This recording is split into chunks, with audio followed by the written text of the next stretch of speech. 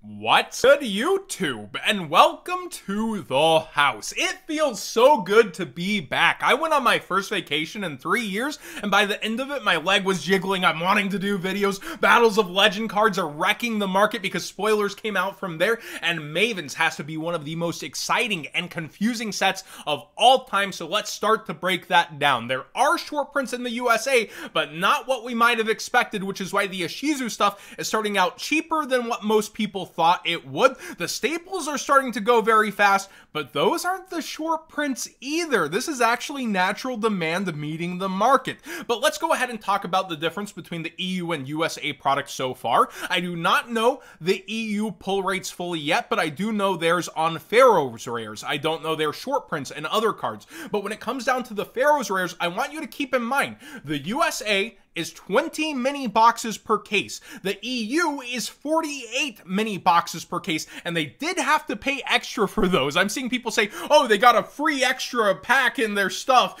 and no, that's not the case. They had to pay extra for each mini box rated to the cases. That's not how it works. They paid way more, and so their product is getting all Ultra Pharaoh's Rares, where the US product is getting all Secret Rare lettered Pharaoh's Rares, and those seemed very preferred. And looking back to King's Court, there were way less of the secret rares because they seemed to be misprints, but at that point, maybe that was a test? We really don't know because it is locked to the US region, just like most of these seem to be back when King's Court released. But yeah, every single name in the US region locked is secret rare, and TCG Player is now making different listings for those Pharaoh's Rares. So if you are a seller over here expecting to sell them out of US product, you might want to transfer that over to the correct rarity now that they have listings for the secret rares, Pharaoh's Rares as well. But yeah, they seem to be preferred. While I do think some ultras look better, that's a different conversation, right? So let's talk about what is short printed in the USA product. And I heard that the EU will be different on some of these, including maybe some of the Ishizu cards, but I do not know the cards. That is rumors at these points. But I do see that Agito and Kelbeck, they're selling way faster than Keldo and Mudora. So that's interesting also. To note, the short prints in the USA are Sword Soul Emergence, Harpy's Feather Duster, BLS Envoy, Pendulum Call, Drago Necro Nether Soul Dragon, Totally Awesome, Sword Soul Grandmaster Chixiao, Mizuki, and Cyber Rev System. Really not what you would expect from Konami at all. Harpies being one of the most notable names, which is lower here in listings. People might grab an extra for their decks, and it's really nice to see this art in holo. But yeah, I did not see this curveball coming at all. One of the truly best reprint sets of all time in how it's stacking up, and that demand naturally going for the staples, driving them lower. They're not what's short printed. This is from 50 different cases where clumping really couldn't affect it at all. Now, when it comes down to people pointing and laughing at those that bought $200 on pre-sales, calling pre-sale scams once again. Yeah, was it a scam when Fenrir was $25, or the Tier Limit Field Spell was $30 to $40, or when all those Megaton singles that were shorted were still honored by Gamer's Choice? No, it's just that when things go sideways, people point and laugh and have different reactions. Of course, you are gambling when you're doing pre-sales. Let me make that crystal clear. Even when you have all the knowledge and your thoughts of how the estimated value pulled will go and how the prices are going to stack up once the sets are released, you're still gambling versus the prices you could end up getting whenever you're going for a pre-sale. You're doing a skilled gambling, yes, kind of like how poker is skilled gambling, but even with all the information, you don't know what will end up being short printed or how products are going to turn out. And whoever really did this with Mavens, good job, honestly.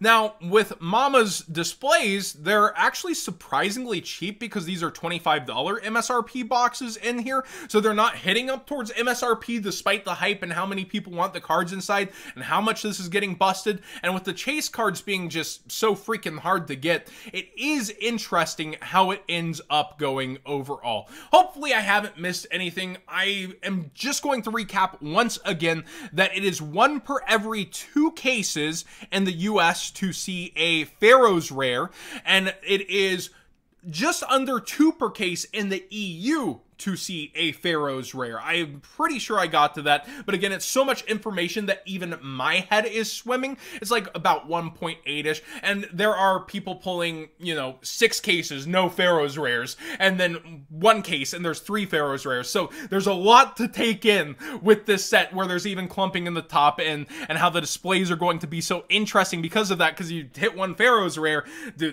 you sell the rest, there could still be Pharaoh's Rares in there, so the loose display conversation is way different than, say, Rage of Ra, where you hit the Ghost Rare and that person sells the rest of the boxes and it's scummy. Well, there could be another Pharaoh Rare or 2 behind it, so it's really, really weird how this has stacked up. Now, Battles of Legend spoilers, we have a ton of them. Numeron Dragon, the Fusion Destiny, another Ultra Seal instead of a secret upgrade, and you got Celine in here as a secret rare, looking very, very nice. I believe that these are real. Again, take them with a grain of salt, but they seem absolutely to stack up. The video was deleted that had them, but it was a video, and Celine's already down towards $16. Chaos Space was in their secret rare, looking mighty nice, which is why they're down towards $7 from where they were hanging out at 17. And then Blackbeard actually is only down towards $6-7 himself, while he will be secret rare in there too, looking kind of good. Baroness did not see a reprint in Mavens, and we haven't seen any indication that it's in battles yet, but again, the main chase reprint's usually shorted, so we might not have seen it yet. But when it comes down to Baroness, she started spiking back up when she wasn't in Mavens at all, and is now triple digit. There were $95 copies available yesterday, all those seem to have sold, and now she's pushing back up into the hundreds. When it comes to Darkwing Blast, there has been a ton of movement since I've been gone. Lubellion's still around 70, Fenrir still around 60, but Magnuma is nearing $20 for a super rare. This is absurdity, insane. I can't believe these are actually going like they're going at 18, 19, 16. It's just wild to me that a modern super rare versus the ratios can be like that. Unicorn is also up as well towards 16. I believe the low was around 8, 7. Yeah, 6, 7 over here, and it is spiking up as the deck has future support coming for it, of course, and people have seen how crazy Fenrir is, and the rest of the set, for the most part, settling out besides Druiswarm, which is also spiking really hard, seeing a ton of sales at the $5+ mark and starting to head towards $8. The age of expensive super rares being back, and different rarity kind of targets for Konami in the future maybe are here. But yeah, people really, really want access to those cards. It is wild. Abyss Shark out of Legendary Duelist Duel from the Deep is an ultra rare. Again, I told everybody that was considering this that the singles before the sealed probably the way to go out of here, because if they saw any interest, they'd go up. Apparently, this is spiking up for the Goatee Fish deck, and it's consistently selling for $6 to $7 at this point right now. Silent Graveyard out of Dual Devastator has started to get a lot of attention. It's kind of an Abyss Dweller. You discard a card, effects that activated in the graveyard this turn are negated. That includes your own, though, so keep that in mind. But it is a quick play spell card, so you can launch it when you're going first or second, whenever you like. And it is an old card named Forbidden Graveyard that got a name change, so it would not work with Condemned Witch, which is also seeing a spike in sales for different reasons right now, I suppose. Be aware that that's happening. I actually don't even know where the first edition starts. Just around $4. So it's just a really huge spike in sales. Let me know why Condemned Witch is getting bought out. Generator best deck? I'm not really sure. We going for Lopter boys? But when it comes down to Forbidden/Silent Graveyard, which its name change is Silent Graveyard, it's seeing an uptick in sales right now. But be aware you can still play this version. Just write it correctly on your deck list and don't mess that one up. Now that I've gotten to the cards, John, there's a ton of figures also I wanted to get to. This Red Eyes minifigure finally dropped its glam for the Monster Chronicle series, and it looks freaking amazing. I personally buy my figures from Ami Ami. They're not a sponsor. Remember, international shipping will be tacked on later for your packages, so that can add up and be very costly quick. But these minifigures are only like 4 inches tall, and they look stunning. Blue Eyes also looking pretty good. It looks a lot like that prize figure that came out a while ago with a bit of a longer neck. And then Insect Queen, what an interesting one, actually costs the most out of all of them right now. And the price of the yen can change between now and then. You won't be charged until it's about to ship, which is all the way next year. We're at record highs versus the yen in a long time. So keep in mind these can get more expensive because of not only currency, but international shipping. Over on the Big Bad Toy Store, though, they have the figurized Blue Eyes a ton of people were waiting for just $62. That's $4 flat rate shipping with them, and it looks great. It's like a model kit, I believe similar to the Dark Magician Girl by Kotobukiya, but this is by Bandai Spirits. I can't wait to get this one, and it's a really great price. And then finally, not quite out yet, but over on a UK retailer, we have plushes, and yeah, they steal the same shape for each one, but they look great.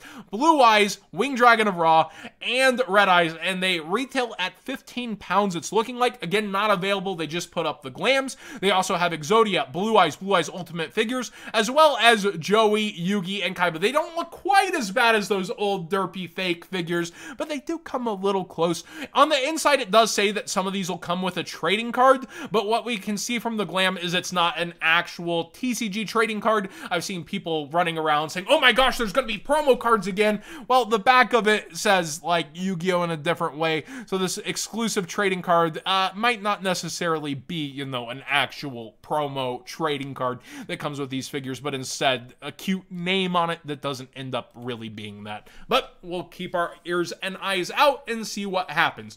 Thanks for watching today's video. Please subscribe if you haven't already. Give this video a thumbs up if you enjoyed the conversation. There was so much to cover. Hopefully I didn't fumble it too bad, because there's just so many people saying things wrong about Mavens, and that was starting to grind my gears a little because I saw it happening a lot. Hopefully this had helped, and we'll try to get those EU ratios for you soon.